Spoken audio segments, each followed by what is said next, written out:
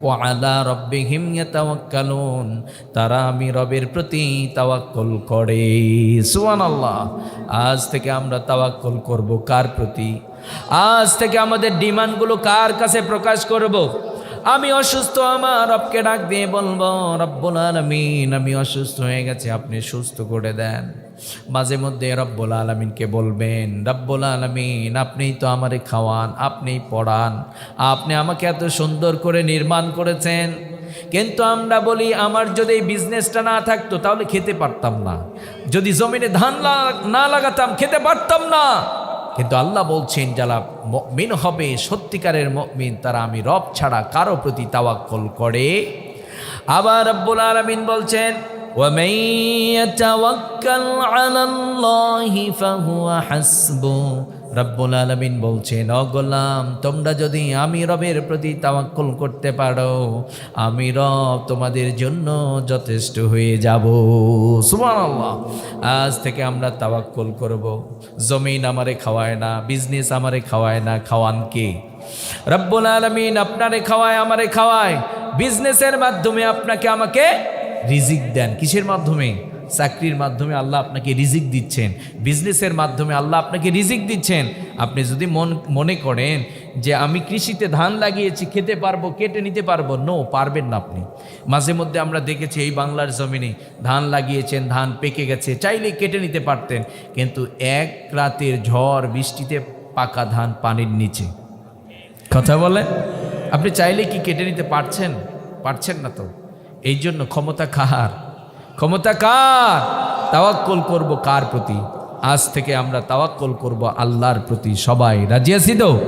প্রকৃত মুমিন যারা হয় আল্লাহর প্রতি তাওয়াক্কুল করে। নিজেকে মুমিন দাবি করবেন, আল্লাহর প্রতি ভরসা করবেন না। মুমিন দাবি করতে পারেন, আল্লাহ বলছেন নো, তুমি মুমিন নও।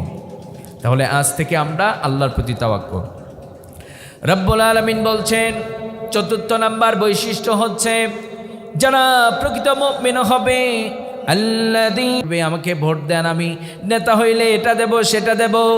আপনারা বলবেন আমার রাস্তার প্রয়োজন নেই, রাস্তার আগে, বিদ্যুতের আগে নামাজ কায়েম করবেন নাকি সেটা বলেন। অর্ডার কার? আল্লাযীনা ইম্মাক্কান্নাহুম ফিল আরদি ওয়া আকামাস সালাহ।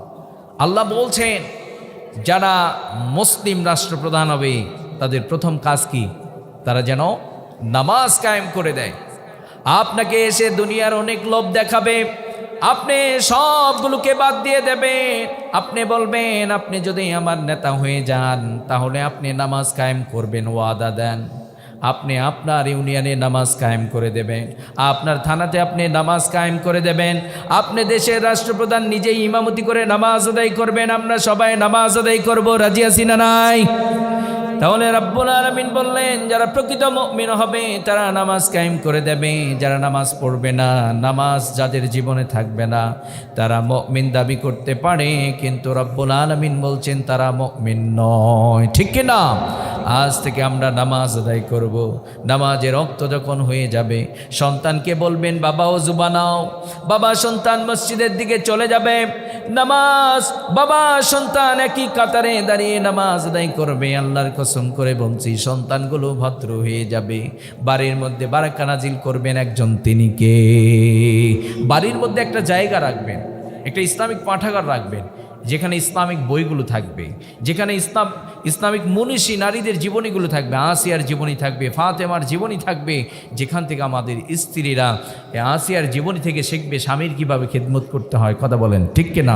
সেখানে কোরআনের তাফসীর থাকবে, কোরআনের বাংলা অনুবাদ থাকবে। আমাদের সন্তানগুলো কোরআন শিখবে, কোরআনের অর্থগুলো বুঝবে। কথা বলেন ঠিক কিনা? ওখানে নামাজের জায়গা থাকবে। কোনো কারণে মসজিদে যেতে পারছি না, আমি যেন বাড়িতেই নামাজ আদায় করতে পারি। কথা বলেন ঠিক কিনা? কিন্তু আমাদের ফ্যামিলিতে, অনেক ফ্যামিলিতে মাঝে মধ্যে আমরা যাই, যাওয়ার পরে একটু নামাজের সময় হয়ে গেলে, ওযু বানানোর পরে যদি বলি নামাজ আদায় করব, চিন্তায় পড়ে যায়, এখানে নামাজ হবে কি না, পবিত্র আছে কি না। কথা বলেন, এরকম আছে না নাই বাড়িতে? তাহলে আমরা যেন বাড়িতে একটা নামাজের জায়গা রাখতে পারি ইনশাআল্লাহ। বিশ্বনবী সাল্লাল্লাহু আলাইহি ওয়াসাল্লাম অসুস্থ, কখন যিনি বিদায় নেবেন শেষ কথাটা বলেছিলেন কি? আসসালাত ওয়া মা মালাকাত আইমানুকুম। ও আমার উম্মতেরা, তোমরা নামাজ নামাজ নামাজ ছেড়ে দিও না, নামাজকে তোমরা আঁকড়ে ধরবা। কথা বলেন ঠিক কিনা? কারণ নামাজ হচ্ছে এমন একটা ইবাদত, নামাজ আপনার আমার জীবনে যত ফাহেসা কাজ আছে সবগুলো থেকে আপনাকে ক্লিন করে দেয়। সুবহানাল্লাহ। আর এই নামাজটা আমরা শিখে নেব। আমরা অনেকে নামাজ আদায় করি কিন্তু রুকুটা কিভাবে করব আমি এটা জানি না। নামাজের ওয়াজিব, নামাজের বাইরে ভিতরে কত ফরজ এগুলো জানি না। আমরা জানি বিজনেসে কিভাবে অন্যকে ঠকাতে হয়। কথা বলেন। দুনিয়ার সব কাজগুলো আপনি অন্যের কাছ থেকে শিখলেন। কৃষক একজন ভালো এক্সপার্ট, কৃষকের কাছ থেকে শিখে নিলেন। নামাজ কেন শিখলেন না আলেমের কাছ থেকে? এই জন্য বিশ্বনবী সাল্লাল্লাহু আলাইহি ওয়াসাল্লাম আবার বলছেন, ও আমার উম্মতেরা, সাল্লু কামা রাআইতুমুনি উসাল্লি। বিশ্বনবী সাল্লাল্লাহু আলাইহি ওয়াসাল্লাম বলছেন, ও আমার উম্মতেরা, তোমরা যখন নামাজ আদায় করবা, আমি বিশ্বনবী যেইভাবে নামাজ আদায় করেছি তোমরা ওইভাবেই নামাজ আদায় করবা। বিশ্বনবী সাল্লাল্লাহু আলাইহি ওয়াসাল্লাম যেইভাবে রুকু করেছেন ওইভাবেই আপনি রুকু করবেন, যেইভাবে সেজদা করেছে ওইভাবেই সেজদা করার দরকার আছে না নাই? আমরা যখন রুকু করি আমাদের কোমর পিঠগুলো সোজা হয় না। আপনার আমার প্রিয় নবী বিশ্বনবী সাল্লাল্লাহু আলাইহি ওয়াসাল্লাম যখন রুকু করতেন এত সুন্দর করে রুকু করতেন, সাহাবায়ে কেরামরা বর্ণনা দেন বিশ্বনবী সাল্লাল্লাহু আলাইহি ওয়াসাল্লাম যখন রুকু করতেন এক গ্লাস পানি যদি রেখে দেয়া হতো এক গ্লাস পানি পড়ে যেত না। সুবহানাল্লাহ। কতটা সুন্দর রুকু করতেন, কতটা বিনয়ের সাথে রুকু করতেন। এই জন্য বিশ্বনবীর মতো রুকু করার দরকার আছে না নাই? বিশ্বনবী সাল্লাল্লাহু আলাইহি ওয়াসাল্লাম যেইভাবে সেজদা করেছেন ওইভাবে সেজদা করার দরকার আছে না নাই? আবার যখন নামাজের মধ্যে দাঁড়িয়ে যাবেন নামাজের মধ্যে যেন দুনিয়া না ঢুকতে পারে। কথা বলেন। নামাজের মধ্যে যেন আপনার বিজনেস না ঢুকতে পারে। আমরা যখন নামাজে দাঁড়িয়ে যাই দুনিয়ার সব চিন্তাগুলো আপনার আমার মধ্যে ঢুকে যায়। নামাজ কয় রাকাত পড়েছি, তাসবিহগুলো আদায় করেছি কিনা এগুলো স্মরণ থাকে না। কথা বলেন।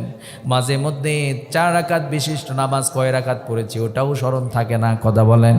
নামাজের ওয়াজিব ছুটে গেছে, তিনি বুঝতেই পারছেন না, নামাজগুলো আদায় করছে কিন্তু নামাজ না শিখে আদায় করবার জন্য নামাজগুলো হচ্ছে না। বিশ্ব নবীর মতো যদি নামাজ হয়ে যেত ওই নামাজগুলোকে কবুল করতেন একজন, তিনি কে? সাহাবায়ে কেরামরা যখন নামাজ আদায় করতেন নামাজের মধ্যে দুনিয়া ঢুকতে পারতো না, নামাজের মধ্যে দুনিয়ার কোনো ধ্যান জ্ঞান ঢুকতে পারতো না। বিশ্ব নবীর জামাতা হযরত আলী রাদিয়াল্লাহু তাআলা আনহু যুদ্ধ করতে গিয়ে পায়ের মধ্যে তীর বিদ্ধ হয়ে গেছে। কি হয়ে গেছে? পায়ের মধ্যে তীর বিদ্ধ হয়ে গেছে। সাহাবায়ে কেরামরা অনেক টানাটানি করছেন, আলী রাদিয়াল্লাহু তাআলা আনহু অনেক চিৎকার করছেন। আপনার আমার প্রিয় নবী বিশ্ব নবী সাল্লাল্লাহু আলাইহি ওয়াসাল্লাম সাহাবায়ে কেরামদেরকে বললেন, ও আমার সাহাবারা, আলীর অনেক কষ্ট হয়, আলী চিৎকার করে, আলীর পায়ের তীরটাকে ধরে তোমরা টান দেবা না। নামাজের যখন ওয়াক্ত হয়ে যাবে, আলী যখন নামাজে দাঁড়িয়ে যাবে, একজন সাহাবীকে বললেন, ও আমার সাহাবী, তুমি পিছন থেকে আলীর পায়ের তীরটাকে টান দিয়ে খুলে ফেলবা। বিশ্বনবী সাল্লাল্লাহু আলাইহি ওয়াসাল্লামের কথা মতো নামাজের ওয়াক্ত হয়ে গেল, আজান হয়ে গেল, নামাজ শুরু হয়ে গেছে। আলী রাদিয়াল্লাহু তাআলা আনহু নামাজ আদায় করছেন। ওই সাহাবী পিছন থেকে পায়ের তীরটাকে টান দিয়ে খুলে ফেলেছে। নামাজ যখন সমাপ্ত হয়ে গেল, আপনার আমার প্রিয় নবী বিশ্ব নবী সাল্লাল্লাহু আলাইহি ওয়াসাল্লাম আলী রাদিয়াল্লাহু তাআলা কে ডাক দিয়ে বললেন, ও আলী, তোমার পায়ের তীরটা কোথায়? আলী রাদিয়াল্লাহু তাআলা আনহু আল্লাহর নামে শপথ করে তিনি চিৎকার দিয়ে বিশ্ব নবী সাল্লাল্লাহু আলাইহি ওয়াসাল্লামকে ডাক দিয়ে বললেন, নবীজি, আমি নামাজে দাঁড়িয়ে গেছি, কে যেন পিছন থেকে পায়ের তীরটাকে টান দিয়ে খুলে ফেলেছে, আমি একটু বুঝতে পারি নাই। সুবহানাল্লাহ। এটা কেমন নামাজ? এটা কোন নামাজ? আপনি আমি যখন নামাজ আদায় করি নামাজের মধ্যে দুনিয়া ঢুকতে পারে। সাহাবায়ে কেরামরা যখন নামাজ আদায় করতেন তখন দুনিয়া ঢুকতে পারে নাই। নামাজের বাইরে তীর ধরে টান দেওয়া হয়, তিনি চিৎকার করেন, তিনি ছটফট করেন, তিনি ঠিক থাকতে পারেন না। ওই মানুষটি যখন নামাজের মধ্যে দাঁড়িয়ে গেছে, পায়ের তীরটাকে টান দিয়ে খুলে ফেলা হয়েছে, একটু বুঝতে পারে নাই এটা কেমন নামাজ, এটা কোন নামাজ, যেই নামাজের মধ্যে দুনিয়া ঢুকতে পারে নাই। ঠিক কিনা? ওই রকম নামাজ আদায় করার দরকার আছে না নাই? আবার অনেকে নামাজ আদায় করে মানুষকে দেখানোর জন্য। নামাজ হবে কার জন্য? রাব্বুল আলামিন বলেন, কুল ইন্না সলাতি ওয়া নুসুকি ওয়া মাহইয়ায়া ওয়া মামাতি লিল্লাহি রাব্বিল আলামিন। রাব্বুল আলামিন বলছেন, গোলাম নামাজটা হবে কার জন্য? নামাজ, কুরবানি, জীবন মরণ সব কিছু কার জন্য?